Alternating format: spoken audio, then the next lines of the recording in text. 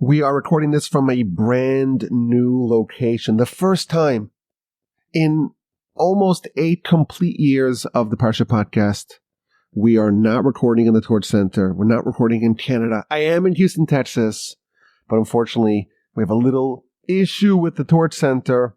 You see, over the summer, there was a Hurricane Beryl. It struck Houston, and we discovered that there was some damage to the Torch Center, and there's been some mold growing there. And just this morning, one of my colleagues texted me, quote, "The mold at the Torch Center is at extremely high levels of toxicity and very harsh forms of mold that can cause severe health issues. Therefore, it is highly recommended to not use the office or the classroom or the studio."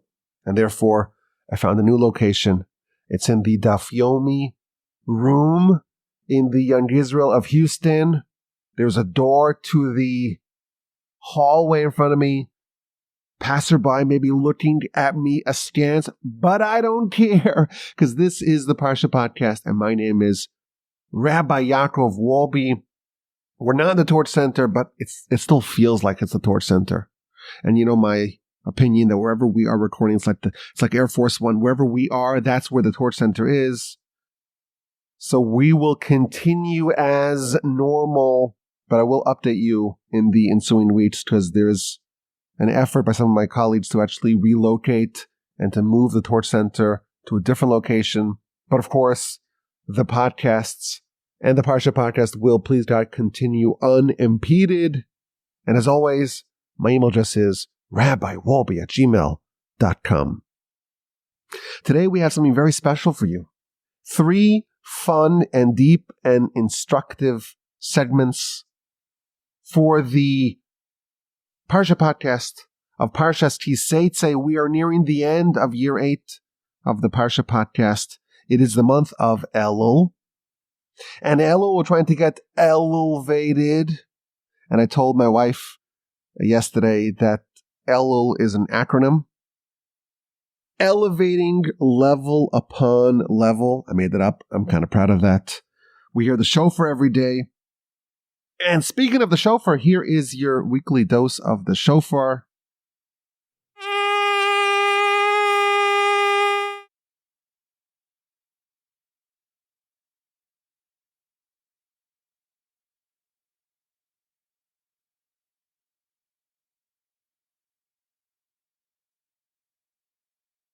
I recorded this a few days ago. It's being blown by my friend Azriel Weinberger.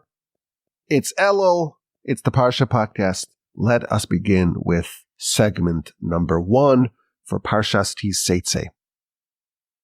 One of the benefits of my job is that all my friends, my comrades, listeners of the podcast, they could send me emails. They could send me text messages. They could send me WhatsApp messages with their thoughts, their questions, their comments, their insights on the Parsha. And that gives me all sorts of different angles and perspectives. And one of my friends, my friend Brian, sent me a very interesting question that I'm going to use as a launch pad for the first segment of this week's Parsha podcast. You see, our Parsha begins with the beautiful captive. And it's a bit of a scandal. You go out to war, and who are the warriors? These are righteous Jews, great sages. And you meet a beautiful captive. A Jewish warrior, a righteous Jewish warrior is being seduced by an enemy captive. And the Torah outlines a very unique, very truly unprecedented process. We have an enemy combatant. And she's trying to knock you off your game and disrupt your ability to conduct this war. And she's so beautiful and so seductive. And the man is stricken. And he wants her and he desires her. And the Torah outlines the process where he can marry her and be with her. But only after there is this process to make his desire a bit less appealing. He's in war, and his testosterone is pulsing within him, And he sees this beautiful, seductive captive. And he's so stricken by her, so taken by her, he wants to marry her. And the Torah is assessing that, this experience may be tampering with his judgment. Is this really a good idea? Is it a good idea to marry her?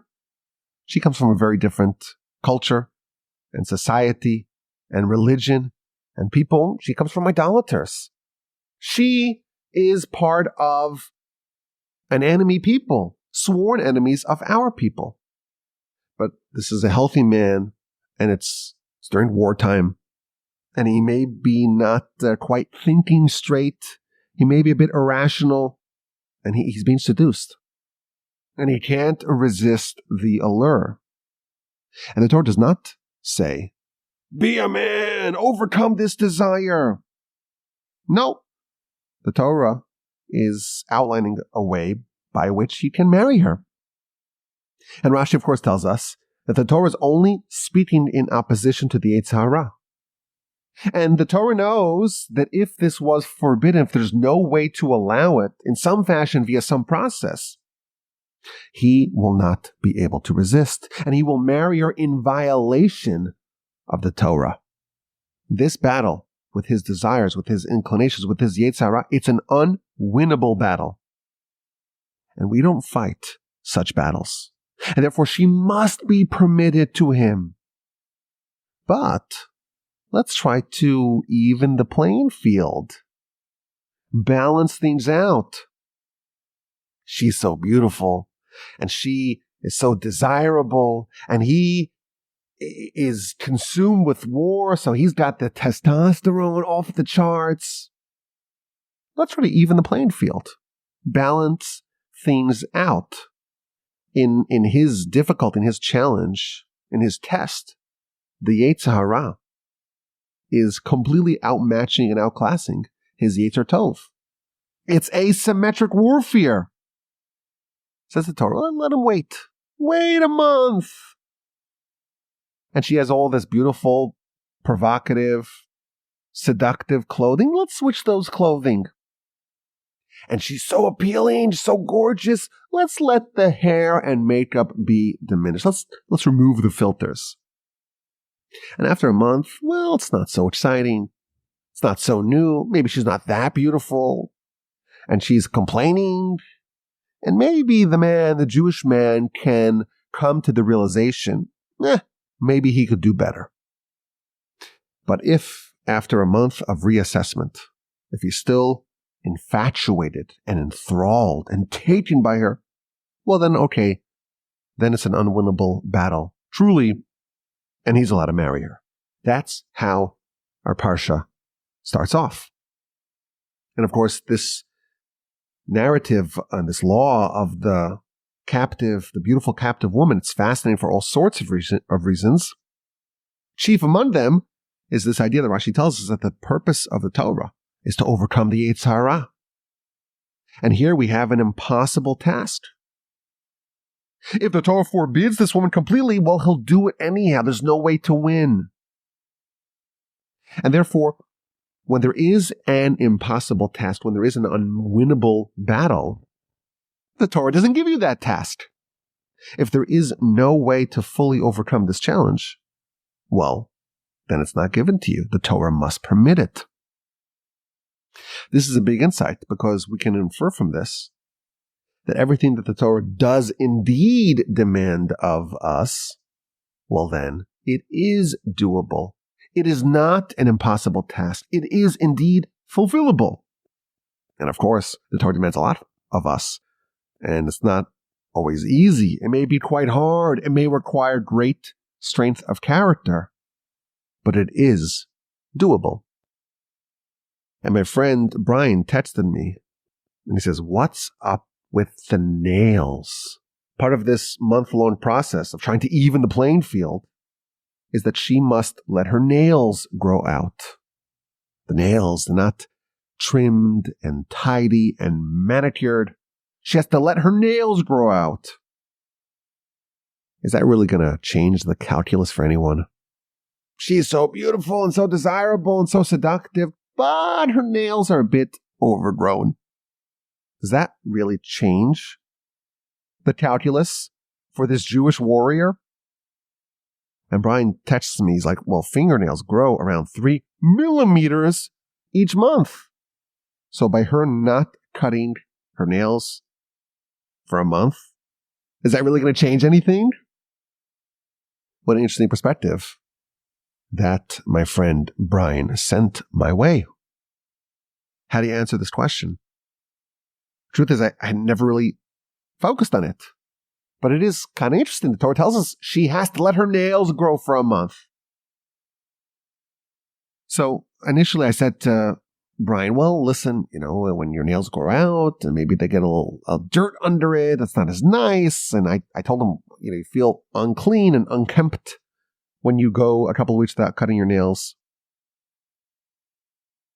But then I suggested something interesting, something maybe deep and deeper that we can speculate. The Talmud tells us that our fingernails and our toenails as well, they're vestiges from humanity prior to the sin of Adam. The Talmud tells us that prior to Adam's sin, he was made entirely of fingernail material.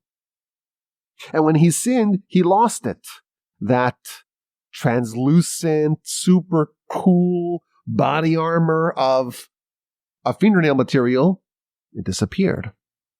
And he was vulnerable, and he was naked, and he was exposed, and he was sad and depressed, and it was dark. And after Shabbos, he sinned on Friday. After Shabbos, it's dark. And he invents fire. And he's examining his body, and he's freaking out that he lost all this protection. He lost his fingernail material.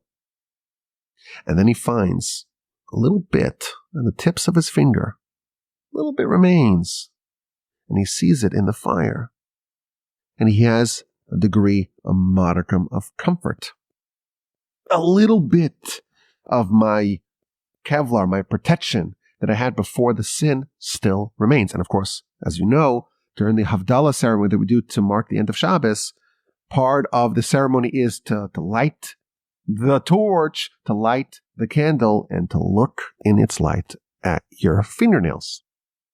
And that's simulating what Adam did. So fingernails are very important, very lofty, and replete and pregnant with meaning. So maybe, just maybe, we can speculate. The fact that she must allow her nails to grow. Part of this process of this man, he sees the beautiful captive woman and he wants her and he desires her, and the tzaraas is so strong. And the Torah is trying to kind of balance things out. Give him a chance to maybe see things more clearly and to maybe overcome this desire. Let the nails grow out. Remember your glorious past. Remember your glorious, untainted self that you had before the sin of Adam. There's something that resembles you, the primordial Adam, that was in paradise, that was free of the evil inclination, that was so lofty that the angels mistook him for God. And maybe when he witnesses her nails grow out, and he maybe thinks in his head about nails and what they indicate, what they represent, what they symbolize, maybe that will inspire him to act in a way more in line, more resembling Adam before his sin. When the person sees the beautiful captive woman, it's the tzaraas that's arousing him to be desirous. Well, there was once a time. Humanity was once towering and was once superseding the tzaraas, overcoming the tzaraas. And when he sees that towering bit of humanity that he once had, and truthfully she once had, maybe he's objectifying her as a plaything to be used for his carnal pleasure, and now her nails being grown out, well, maybe that reminds him of the loftier and grander and more prestigious and august origins of humanity. And maybe this serves to weaken his more base and carnal and impulsive desires. Looking at the nails, letting the nail grow out. Maybe that's a way to remember our transcendental origins. And maybe this can have a chilling effect on the base carnal instincts that we now suffer from as a result of Adam's sin. In the state of fingernails, we were not dominated by the tzaraas. Adam, before his sin, when he's completely fingernail material, the sole impulse for sin is external. It's the serpent. That's our origin.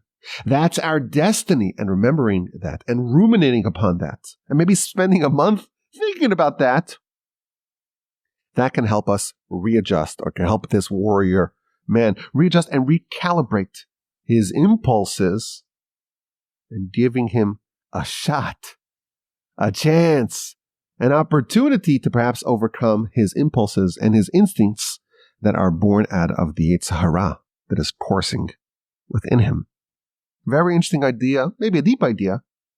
On the very first part of our parsha, of course, is loaded with all sorts of very interesting subjects and mitzvos, and just some speculation. And we thank our friend Brian for raising this question. Segment number 1 is over. Let's go to segment number 2, a heartening insight for parents struggling with recalcitrant, with unruly, with disobedient, with unmanageable children. Immediately after the episode of the beautiful, seductive, captive woman in wartime, we read about a shocking episode of capital punishment. Capital punishment is when we execute someone for their crimes. And it is reserved, you would imagine, for the worst criminals, for the most unconscionable, most egregious, most heinous of crimes. And that's true. But it's also given to the wayward and rebellious son. A kid, a lad, an adolescent. And what exactly were his crimes? Well, he stole money from dad.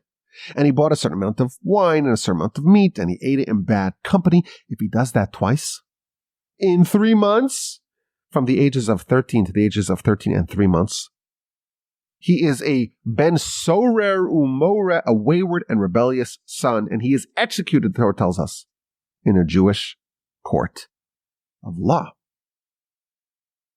What did he do already? He stole, not great, but not the worst crime in the world. Bought meat and wine and ate it in bad company. How can we possibly rationalize execution, capital punishment, for such a seemingly trivial crime? Listen, this is a juvenile delinquent, not a great kid, maybe behaving in a problematic fashion, stealing, hanging out bad company, developing a dependency for meat and wine. This is not a child heading in a very good trajectory. So what do you do about it? Well, we would say, got to give him some tough love, maybe send him to the juvie, military school, SSRIs, Ritalin. Maybe that will help. Some cognitive behavioral therapy, social work. Or buy him a puppy, get him a PlayStation, have him go to the gym, or dig ditches. These are some of the ideas that we would have for what to do with this problematic boy. But execution, really? It seems like an overly harsh, an overly excessive punishment for a comparatively minor crime. Now, the Talmud tells us just how many people were actually executed for this. The Talmud tells us, Ben sorer umore, the wayward and rebellious son, the boy at a very specific age in his development, steals money from his parents, goes and buys meat and wine, and eats in bad company, and is warned and so on, and gets executed. Never happened, and never will happen. The amount of boys who have been executed in history for this crime is exactly 0. And therefore the Talmud tells us, wait, if so, the Torah could have shaved off a few verses. Our parsha could have been a bit shorter. I spent many months of my life studying the book of Talmud, or the chapter in Talmud that talks about the Ben Sorah Umorah. Chapter 8 of the book of Sanhedrin. The chapter is titled Ben Sorah Umorah, the wayward and rebellious sons. I could have spent the time doing something else. Learning CPR. Getting a GED. We could have used the time for other things. If it never happened, never will happen, why is it written? Asks the Talmud. The Talmud answers, study it, and your reward. The Talmud's telling us there's something really rewarding about this law, about the Ben Sorah Umorah, about the wayward and rebellious son. Study it, and your reward. Now, as someone who spent many months studying the laws of Ben Sorah Umorah and the chapter of Ben Sorah Umorah, I will tell you it's a very rewarding chapter. It's a very deep and very profound and very insightful. One of the most delightful Torah experiences that I ever had in my life was studying the book of Sanhedrin, and specifically the chapter of Ben Sorah Umorah. In fact, I wrote a little book about it in Hebrew. It's available on my website, rabbiwolbe.com. In the bio, there's a link if you want to read it. It is in Hebrew, though. I am warning you. But it's very rewarding. But I want to give you maybe another idea, a speculate for you, maybe a rewarding insight about the Ben Sorah Umorah, the wayward and rebellious son. The Talmud, in the aforementioned chapter of Ben Sorah Umorah on the book of Sanhedrin, in page 72a, the Talmud asks our question. This seems like it's an excessive punishment for a comparatively minor crime. Because this guy ate a certain amount of meat and drank a half a load of Italian wine, that's a good reason to have them executed. Why is the Ben Sorah Umorah? Why is the law telling us that for this crime, stealing, eating meat, wine, why is this an executable offense? Says the Talmud, the Torah is able to play out the future behavior of this adolescent. If a boy at this particular age does this particular constellation of behaviors, and the Talmud actually lists many, many more different behaviors, different criteria that must be checked, must be fulfilled in order for them to be labeled, to be classified as a Ben Sorah Umorah. But if all these factors are checked, the Talmud is telling us that the Torah is predicting with 100% accuracy that he'll develop a taste for the meat and the wine, develop a dependency upon it, and will be addicted to it, and will continuously steal all of his dad's money to feed, to fund his dependency until the dad's broke.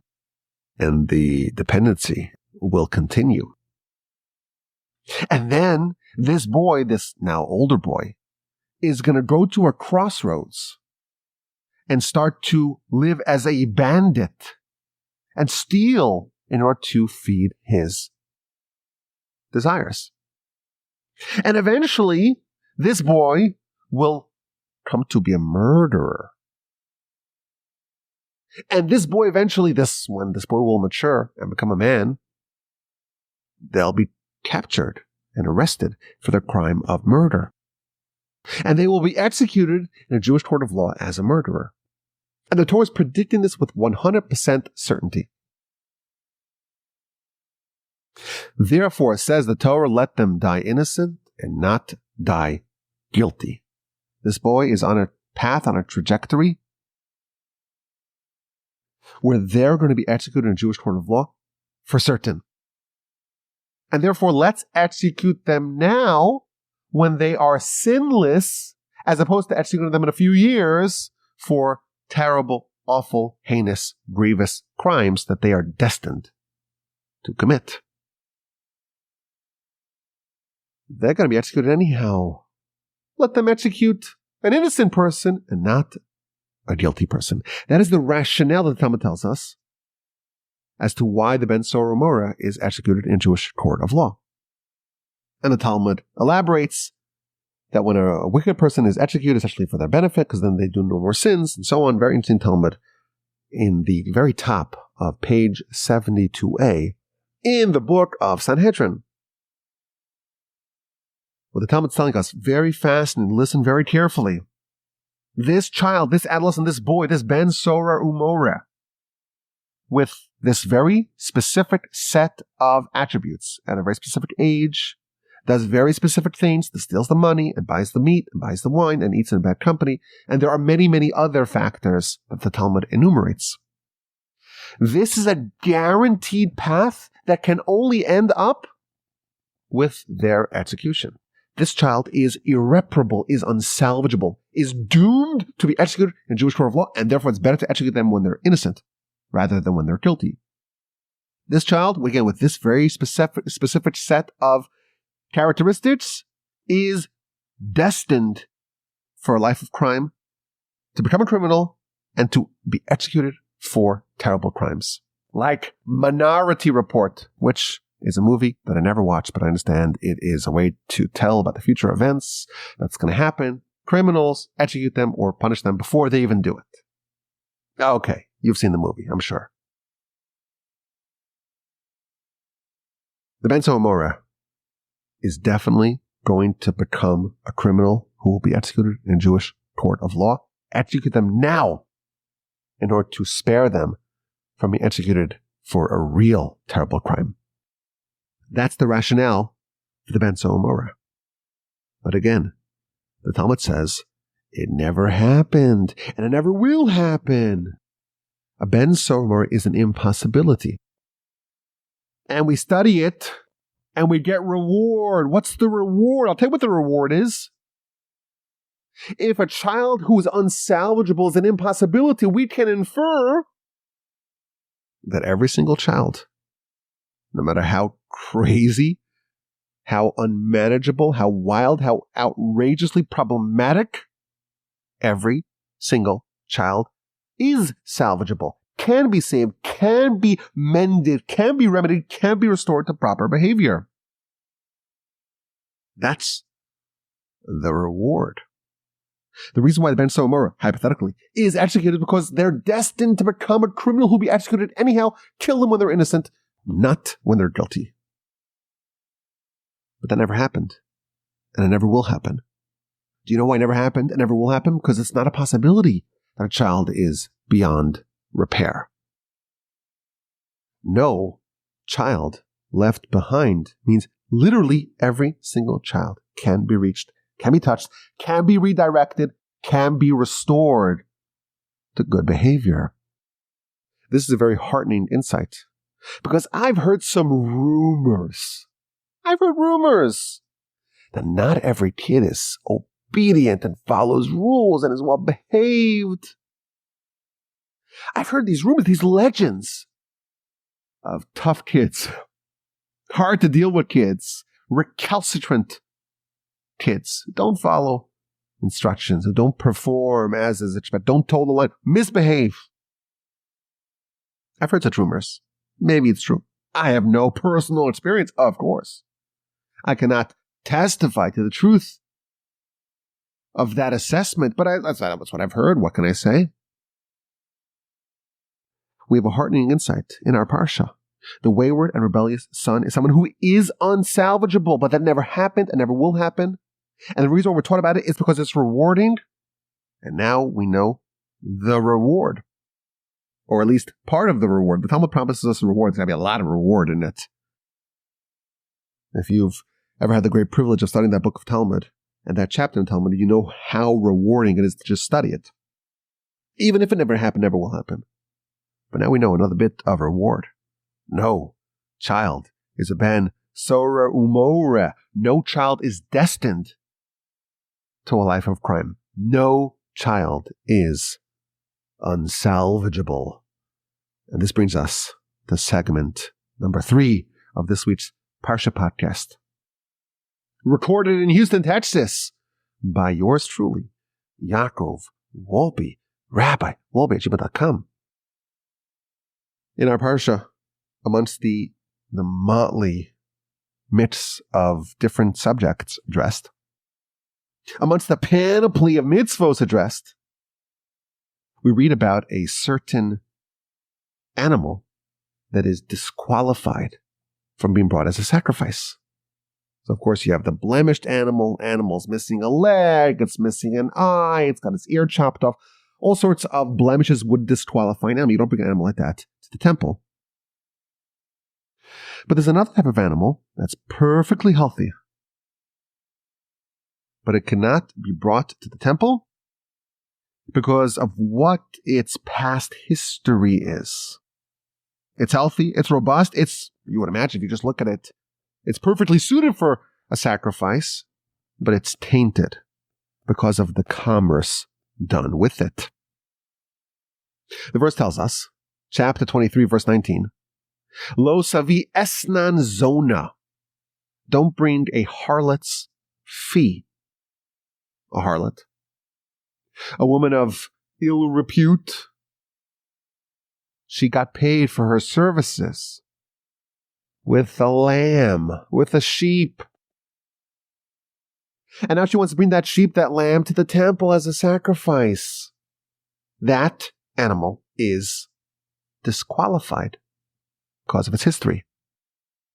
Umechir kelev, or if someone swaps a dog for a sheep, that sheep that was swapped for the dog cannot be brought to the temple as a sacrifice. It's a disgrace for God.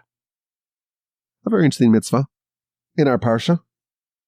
Animals healthy, animals seems like it's perfectly suited for a sacrifice. It looks exactly like all the other animals that are brought as sacrifices, but because it was used to pay the harlot or it was exchanged for a dog, it's not a good animal to be brought for the purposes of a sacrifice in the temple. That's the mitzvah in our Parsha. Now, what's wrong with it? Why is such an animal disqualified? So the commentaries, of course, talk about it. And I want to cite an amazing explanation in the Ramban. The Ramban says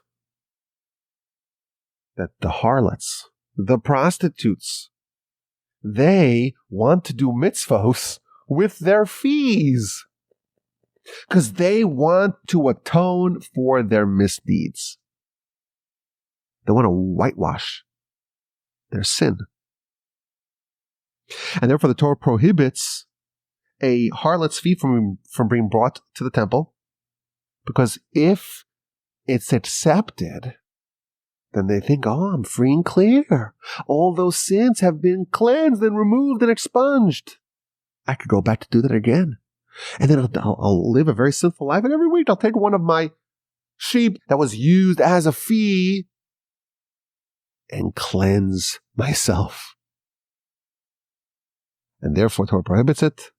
And similarly, he tells us that the dogs, they were used to help the hunters and to help the city guardsmen, and they would raise these ferocious pit bulls who would harm the masses, people who needed it for their hunting, or they would need it for their role as guardians of the city.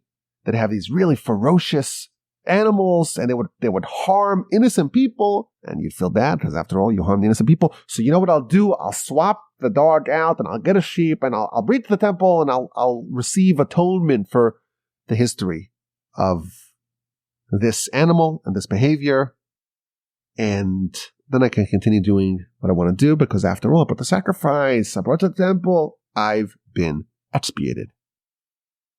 That's the Ramban's explanation for why these two types of animals, the Esnan Zona and Mechir Kelev, the harlot's fee and the sheep that's exchanged for a dog, are prohibited to be brought into the temple as sacrifices. very sharp reading and interpretation and explanation. We have the harlot.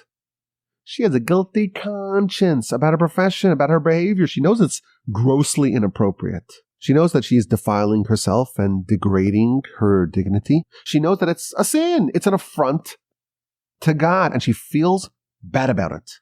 And she wants to clean her conscience. She wants to whitewash her behavior, bring a sacrifice. I'll do a mitzvah. I'll submit an offering to God, and all the sin will melt away. All the sins will be cleansed. The Ramban's telling us very deep reading into her behavior. This sacrifice, why is she bringing a sacrifice? It's being brought to use to cleanse her conscience. And instead of improving her spiritual standing, it'll actually encourage further sinfulness. The mafioso, who terrorizes the neighborhood, who demands protection money, takes the money and takes part of it and funds a soup kitchen. And all the guilt melts away. And some might think, well, this is kindness, this is righteous, you're feeding the needy. Actually, no, that conscience cleanser is ultimately going to bring about more sinfulness. And therefore, animals that were exchanged for a harlot's services or for the dog are unwelcomed in the temple. It seems like it's a mitzvah, but actually it's not going to lead to more righteousness. It will lead to more sinfulness.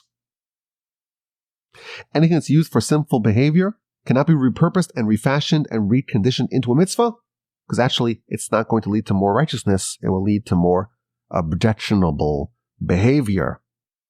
Very interesting comment in the Ramban. I think a very deep reading into human psychology. And I want to compare this to another idea, another mitzvah in our parsha, and maybe develop a theme. That was in chapter 23 of our parsha. Chapter 24, we read in verses 8 and 9, to be very careful to guard an affliction of tzaraas, guard it very, very much, and follow the rulings of the Kohanim and the Levites. Follow what they say. Guard and observe what they tell you to do. That's verse 8 of chapter 24 of our parsha. And verse 9, Zechar, remember that Hashem, your God, did to Miriam, Baderach on the way, B'tzeschem, Mitzrayim, when you left Egypt. What is this requirement to guard the affliction of tzaraas and to remember what Hashem did to Miriam? So, of course, Rashi tells us. What does it mean to be very careful and guard the affliction of tzaraas? Don't pluck it off. Tzaraas, of course, is a skin malady that is a physical representation of a spiritual flaw. So if you have some growth on your hand, on your arm, on your skin somewhere, it's a discoloration, it's a growth, you could pluck it. You could take a scalpel and cut it off. You could excise it. Don't do that. Instead, go to the Kohen. Follow the procedure outlined in the book of Vayikra, Parshas Tazria Metzora. Follow the rules of tzaraas. Continues the verse, remember what Hashem did to Miriam. Miriam got tzaraas. Why did she get tzaraas? She didn't spend too much time in the sun. She didn't not put enough lotion on her skin. She got tzaraas because she spoke negatively about her brother Moshe. She spoke lashon hara, evil talk about Moshe. Very deep idea here. A person has tzaraas. You have a skin ailment, a skin discoloration. What are you going to do about it? How are you going to deal with this problem that you've encountered?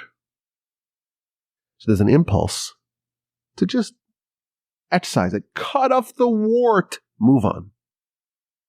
If you call the Kohen, that's a hassle. The Kohen has to inspect it, may quarantine you for 7 days. He may declare it's impure, it's tzaraas. You got to go outside, you got to move out of the camp, you have to live outside of polite society, you have to announce wherever you walk, I'm telling you, I'm impure. It's a long process, 7 days, 7 days, more 7 days, a whole elaborate way to purify yourself. It's a huge, huge hassle. Much easier solution is to just take a knife or go visit the dermatologist and cut it off. Get some stitches and move on. Don't ask. Don't tell. Don't pursue. Says the verse, be very careful with it. This is a sign of an underlying spiritual matter. This is not the problem. The problem is not the skin. The problem is what's beneath it. This is the symptom. Remember Miriam. She had a skin malady. She had tzaraas. But the reason why, the root cause of that malady was she spoke Lashon Hara. And that's why she was stricken with tzaraas. Don't treat the symptoms without addressing the disease. Address the fundamental root of the issue. Don't just simply skim off the surface. Oh, we have a manifestation of the problem. Let's remove it and ignore the cause of the issue. Instead, address the actual issue head on. Treat the illness. Understand the root of it. Don't simply paper over the symptoms. This is, of course, a very useful lesson for us. God forbid someone were to have a very serious health issue. So you could try to ignore it. Hope it'll go away. Pop an aspirin. Ease the symptoms and ignore the underlying issue.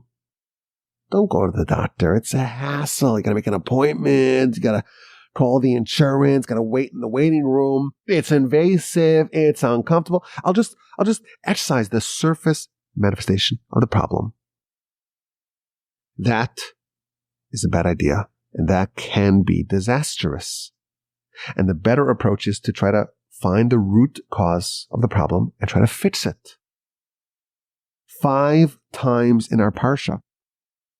In Devarim, Deuteronomy chapter 21, verse 21, 22, verse 21, 22, verse 22, 22, verse 24, and 24, verse 7.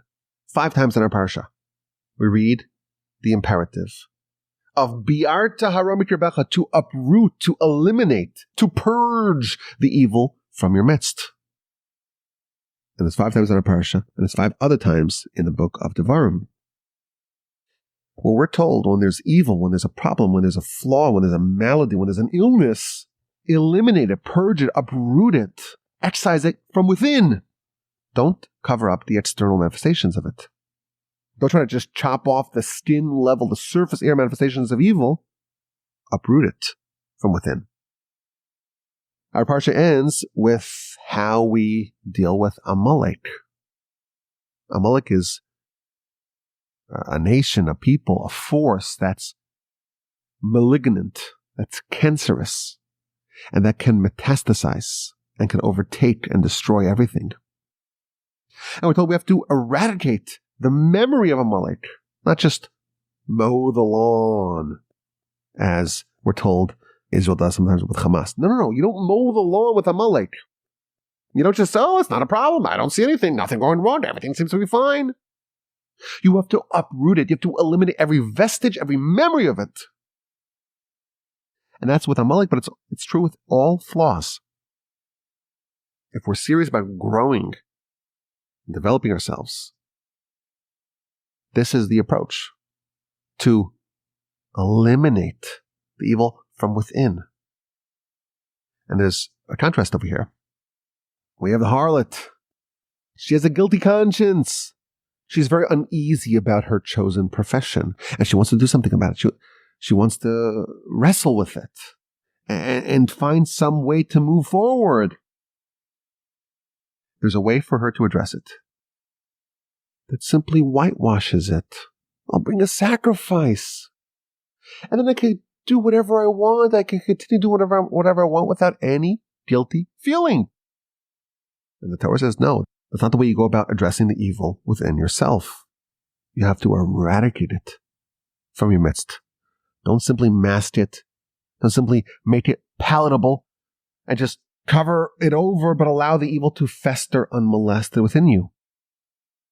Don't simply spray some deodorant to conceal the effluvious, malodorous stench while allowing the noxious corruption to stew unimpeded. If there's a whiff of mold that could be toxic, you could just spray some Febreze. I don't smell anything. I don't see anything. There's some asbestos. Okay, no big deal. Let's spray some deodorant. But one of those things that you plug into the wall that slowly releases the fumes, not the fumes, the perfume. Don't just cover up the surface and allow the noxious corruption to stew within unimpeded. There's an impulse to avoid addressing issues head on. To discover and to reckon with flaws, it's a painful and uncomfortable experience. And we have an instinct to just make it go away. Let me continue with my life. And our Parsha is exhorting us. Don't excise the tzaraas. Don't launder the money from your prostitution into the temple. Don't whitewash your sins. Just eliminate them from your view. Instead, cleanse them from within. And that, of course, is infinitely harder. But that is what the Torah wants of us. And as we learned, if the Torah expects this of us, it is, in fact, doable. So we have two examples in a Parsha of how not to do it. The harlot, she wants to clean her conscience, but she actually further exacerbates her sinfulness, further encourages sinfulness by just bringing a sacrifice. Look, I'm okay, I'm righteous. We have a man stricken with tzaraas and takes the do not ask, do not tell, do not pursue approach with his ailment. That's not the Torah's way. Instead, like Amalek, like those 5 verses, eliminate the evil from within. Take the much, much harder approach. It's much harder, but that's what's expected of us. But of course, I'm talking to myself because you are flawless. You're a beautiful human. What do you need to worry about? No, well, all of us have some flaws. That's why we're here. If we were angels, we wouldn't need to be here. We wouldn't need to have the Torah. Angels don't need the Torah. The Torah was not given to the angels because the angels are flawless, or at least relatively flawless. We have the Torah precisely because we're flawed. And when we encounter our flaws, the prescription of the Torah is no half measures. Don't just take the scalpel and remove the flaw. Don't just find a way to make it palatable. Give the sacrifice to the temple. Don't spray the deodorant. Uncover the root cause, painful though it may be, and address it head on and work towards eliminating the root cause. Full measures, not half measures. I appreciate your time. I appreciate that you listen to this edition of the Parsha podcast that I am recording from the Young Israel of Houston in the Daf Yomi room. I think it was fine. Did it sound any different? I think there's a little bit of an echo. I was worried there's a little bit of an echo in this room. So maybe the audio is not quite as pristine as we are used to. Was it okay? Was it tolerable? Did it live up to the standards of the Parsha podcast? Either way, let me know, rabbiwolberg.com. Have a wonderful day. Have a terrific, sensational, uplifting and meaningful and productive and relaxing and enjoyable Shabbos upcoming. Have a successful, meaningful, uplifting Elul. Have an elevating Elul. As you said, Elul is an acronym for elevating level upon level, one level after another after another.